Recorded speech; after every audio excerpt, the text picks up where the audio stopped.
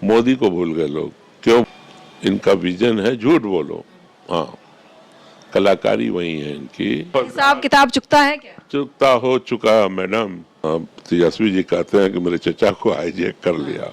से हमने 1 करोड़ नौकरी की बात कही है, उसमें 1 लाख रुपया उन नौजवानों को जो बेरोजगार हैं, जो गरीब हैं, उनको हर साल 1 लाख रुपया देंगे। जो गैस इतना महंगा हो गया उसको 500 रुपए का देंगे हम लोग। अग्निवीर नाम बड़ा और काम छोटा। हो गया, हाईटेक दरभंगा एम्स बन चुका है, मैं आई हूँ वहाँ से। जी, आपने इलाज कराया वहाँ? हाँ, मैं गई थी वही देखने के लिए। मतलब प्रधानमंत्री को इस तरह का झूठ नहीं बोलना चाहिए। 5 लाख लाइन लगा के लोगों को नौकरी दिया। क्या लग रहा है विधानसभा चुनाव 2025 में नीतीश कुमार एक बार फिर से आएंगे आरजेडी के साथ? नहीं, अब ये तो बड़ा प्रीमेच्योर क्वेश्चन है। अभी सांसद रहे बीजेपी के, मधुबनी के लिए क्या किया है? ये तो मधुबनी के लोगों से पूछ लिए। न तो पूछ लिया, उन्होंने कहा कुछ नहीं किया है। न तो मधुबनी में रहे, न मधुबनी के लिए एक भी काम नहीं किया।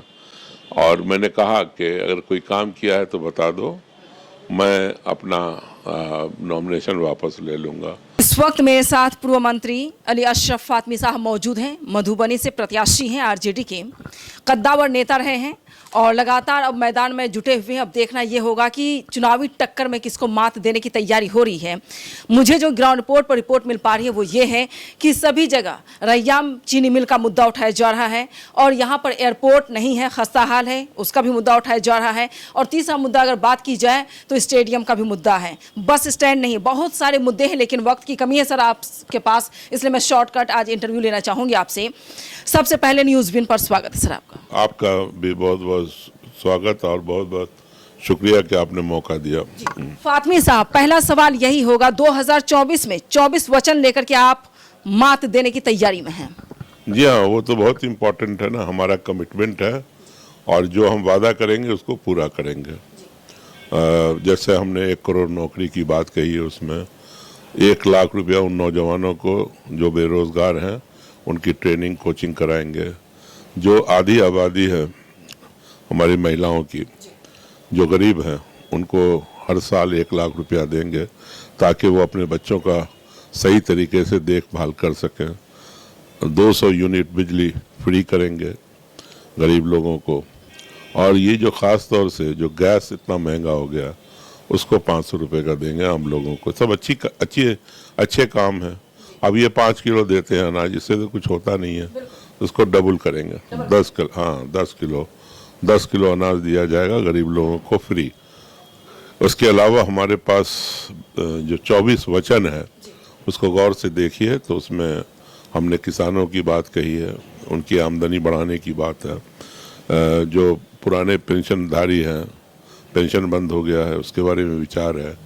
उसके अलावा जो सबसे मजाक हुआ है, जो हमारे नौजवान जो डिफेंस में जाते हैं, अब उनको अग्निवीर नाम बड़ा और काम छोटा, उनको 4 साल बताइए आप। कोई 18 साल में अगर ज्वाइन करता है तो 22 साल में रिटायर, और उसके बाद क्या करेगा? लेकिन मोदी जी तो वाहवाही लूट रहे थे इस पर। लूट रहे थे, लेकिन जनता हिसाब ले रही है। अब जनता हिसाब ले रही है कि भाई तुमने किया क्या। ये कोई दुनिया में कहीं नहीं होता कि फौज की इतनी कम उम्र हो। वो तो इसको तो समझने में, ट्रेनिंग में और सारी चीज़ में वक्त लगता है। लेकिन मोदी जी ने एक काम पूरा किया सर, जो मैं ग्राउंड रिपोर्ट से होकर आई हूँ 3 दिन पहले, दरभंगा एम्स बनकर तैयार हो गया, हाईटेक दरभंगा एम्स बन चुका है, मैं आई हूँ वहाँ से। जी, आपने इलाज कराया वहाँ? हाँ, मैं गई थी वही देखने के लिए। तो इलाज करवा लीजिए अपना वहाँ। अभी एक ईंट नहीं पड़ी और माननीय प्रधानमंत्री ने अनाउंस कर दिया कि एम्स बन के तैयार हो गया। बहुत मतलब प्रधानमंत्री को इस तरह का झूठ नहीं बोलना चाहिए। अभी ईंट नहीं पड़ा। हम लोग चाहते हैं कि जल्द से जल्द एम्स बने और ये हमारा एजेंडे में होगा।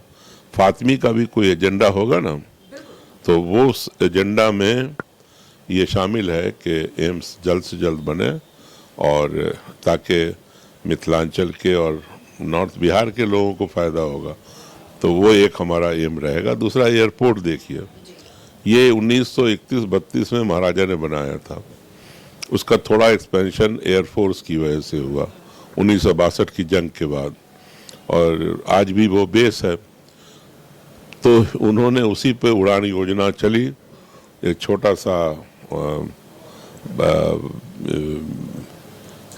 हवाई पट्टी नहीं, हवाई पट्टी तो थी, थोड़ा उसको एक्सपेंशन हुआ होगा, और न बैठने की जगह है मुसाफिर को, न खड़े होने तक की जगह नहीं रहती है। तो हमारी मांग है कि जल्द से जल्द उसका टर्मिनल बने और इंटरनेशनल एयरपोर्ट बने वो। आप जी हाँ, चले जाइए केरला, न जाने कितना इंटरनेशनल एयरपोर्ट है। वहीं से आप अमेरिका जाइए, लंदन जाइए, गल्फ जाइए, फार ईस्ट जाइए। हमारे बिहार में एक मात्र गया है छोटा सा, उस वहाँ भी थाईलैंड वगैरह फ्लाइट जाती है, और एक आध दो जगह जाती होगी। तो इंटरनेशनल फ्लाइट्स यहाँ से जाए, इसलिए कि ये रामायण सर्किट में भी आता है, सीतामढ़ी बिल्कुल करीब है। फिर उम्रा हज के लिए बड़ी तादाद में लोग यहाँ से जाते हैं। फिर गल्फ में काम करने वाले, यूरोप में, फार ईस्ट में रहने वाले लोग बहुत सारे हैं इस इलाके में, तो उनको काफ़ी फायदा होगा। नरेंद्र मोदी ने एक सवाल किया है आपकी पार्टी तेजस्वी यादव से, काम जो आपने किया है उस हिसाब से वोट मांगे, तो आज क्या चोट करेंगे आप? देखिए, सबसे बड़ी जो मुश्किल है अभी नौजवानों को, बेरोजगार है।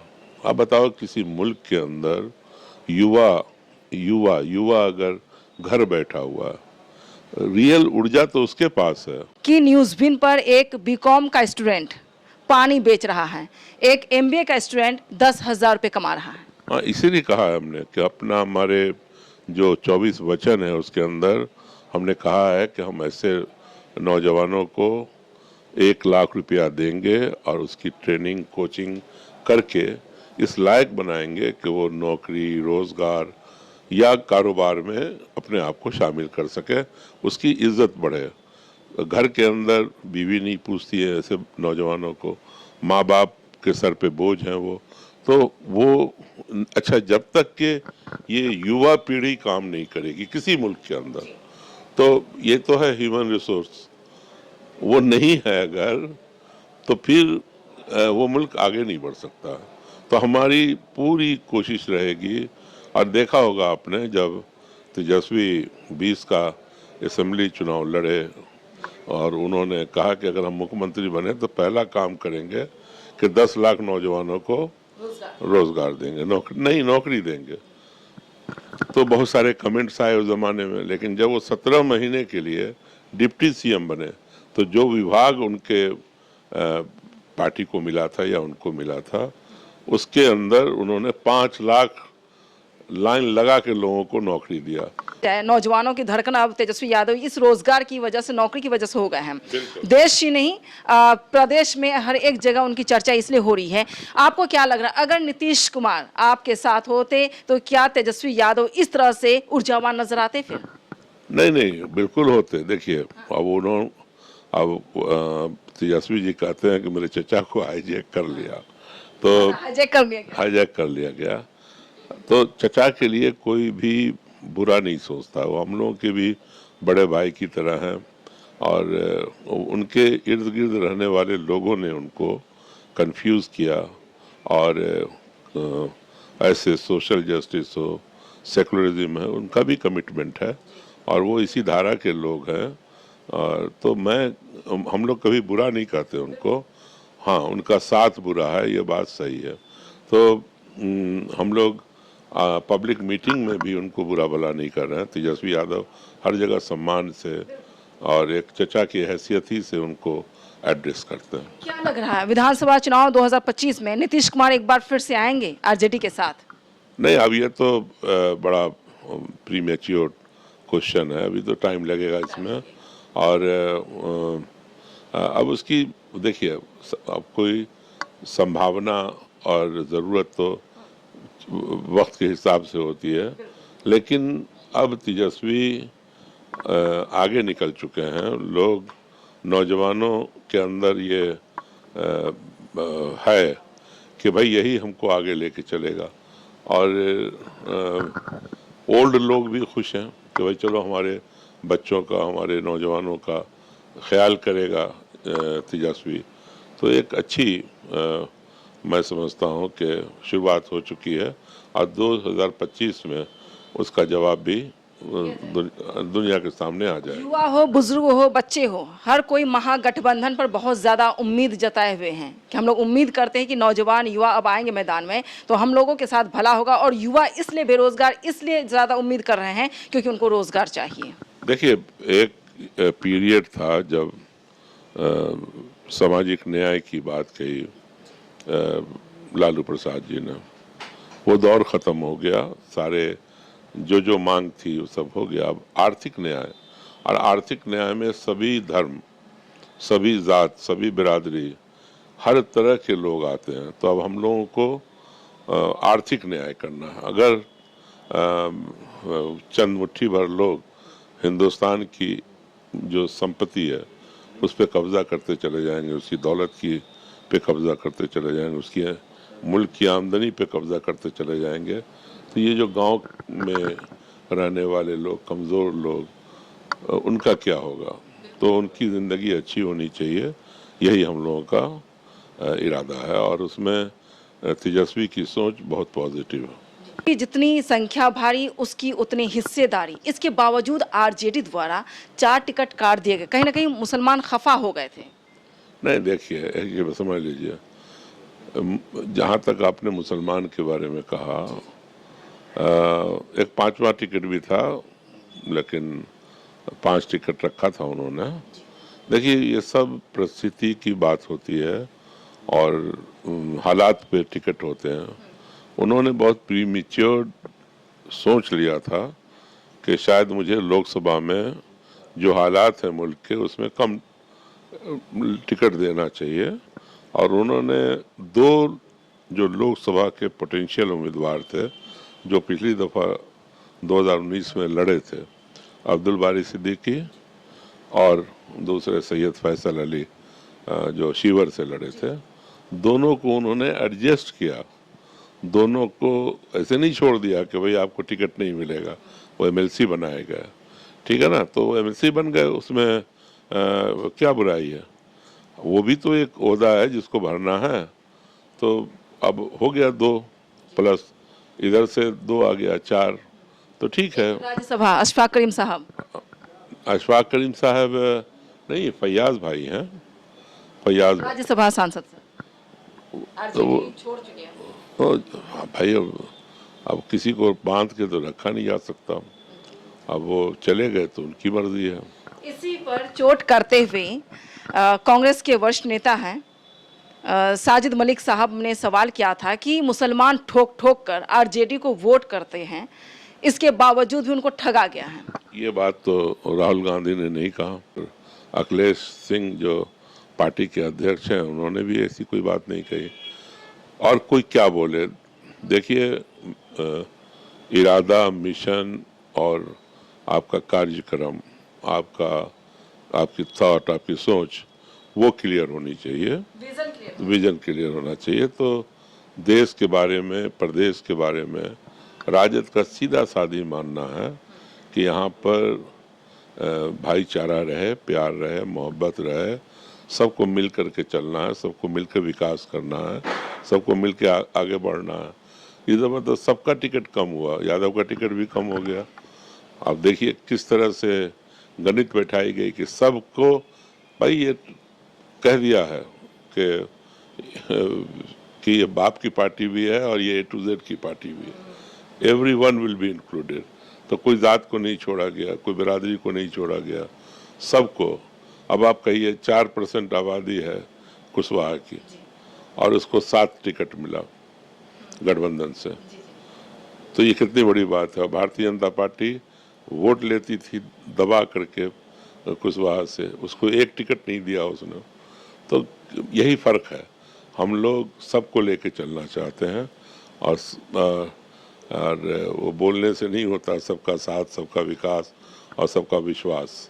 दिन रात खुलेआम गाली बकते हो और विश्वास की बात करते हो। 400 पर मोहर लगाने के लिए मोदी सरकार कहती है, नरेंद्र मोदी हर मंच से कह रहे हैं कि इस बार कितना 400 पार, क्या कहेंगे आज 400 पार पर? अब बोलती बंद हो गई है, अब वो सब कुछ नहीं बोलते हैं वो। अच्छा, कोई नारा आपको याद है मोदी द्वारा ये बताया जाता अच्छे दिन आएंगे, सबका साथ सबका विकास, ऐसे नारा सुनाई देता है आपको? सब भूल गए लोग, मोदी को भूल गए लोग। क्यों भूल गए? कि जो कुछ बोले 10 साल में कुछ नहीं किया उन्होंने। राम मंदिर बना करके दिया। 2 करोड़ नौकरी, अब नौकरी की बात करो, ये काम किसी पॉलिटिकल पार्टी का नहीं होता है कि मंदिर मस्जिद बनाए। ये काम तो पुजारियों का है, इमाम का है, समाज का है, वो लोग करते हैं। ये तो काम था इनका 2 करोड़ नौकरी देना, कहाँ है पूछिए 20 करोड़ कंप्लीट कर दिया गया। उनसे। 2 लाख नहीं हुआ तो 20 लाख कहाँ से होगा? 20 नहीं हुआ अभी तक। 100 स्मार्ट सिटी कहाँ है? खोजिए। हर दूसरे दिन एम्स बनाए जा रहे हैं। अब मामला क्या है कि इनका जो विजन है, झूठ बोलो, इनका विजन है झूठ बोलो। हाँ, कलाकारी वही है इनकी, झूठ बोल लो, पब्लिक को याद नहीं रहता है, पब्लिक भूल जाती है। आज बोल दो 100 स्मार्ट सिटी, क्या जाता है? आज बोल दो गंगा साफ हो जाएगी, आज बोल दो 15 लाख आपके जेब में दे दिया जाएगा, भूल जाएगी पब्लिक। लेकिन पब्लिक भूलती नहीं है, सब याद है। पब्लिक सब याद रखती है और वक्त आने पर हिसाब कर देती है। तो क्या और इसका हिसाब किताब चुकता है क्या? चुकता हो चुका मैडम। हो चुका है। हाँ, सरकार बदल गई है अब, यकीन, हाँ बदल गई। तो मुबारकबाद पहले दे देना चाहिए। मुबारकबाद तो एडवांस नहीं देना चाहिए, शुभकामना रखनी चाहिए कि भाई। तो इस बार क्या लग रहा है, महागठबंधन की सरकार तैयार है? भाई अब देखो, हमारे यहाँ जो अभी इस इलाके में, मिथिलांचल में जो 5 सीटें हैं, उजियारपुर है, समस्तीपुर है, दरभंगा है, झंझारपुर है, मधुबनी, तो 4 जगह का चुनाव हो गया, 4 जगह तो जीत चुके हैं हम लोग। अब ये 5वां है, इसका भी जाकर ग्राउंड स्थिति मालूम कर ली है कि ये राजद जीत रही है, इसमें कोई शक शुबा किसी को होना नहीं चाहिए। मैं लगातार ग्राउंड पे ही हूँ, यही मैं देख रही हूँ। अब किसी को 5 किलो राशन नहीं चाहिए, सबको रोजगार चाहिए। नौकरी ही, देखिए नौकरी जो मांग रहा है वो इंडिविजुअल कोई बेचारा बेरोजगार नौजवान है, ये मुल्क चाह रहा है। ये मुल्क आगे कैसे बढ़ेगा? जो मनमोहन सिंह का विजन है इस मुल्क के लिए कि ये मुल्क दुनिया के ऊंचे पायदान पे पहुंच जाए और उसके अंदर इंसान भी हो, सिर्फ इंडस्ट्री, कारोबार और बैंक में जमा पैसा नहीं, बल्कि उसके अंदर इंसान भी नजर आए, उसकी भी सहूलतें बढ़े, वो भी आगे बढ़े, ये देश चाहता है। और ये मनमोहन सिंह चाहते थे और वही हमारी पार्टी की भी सोच है कि जब आप कोई भी काम करें तो उसके अंदर ये लो नजर आए, तो उनके सपने को साकार करना।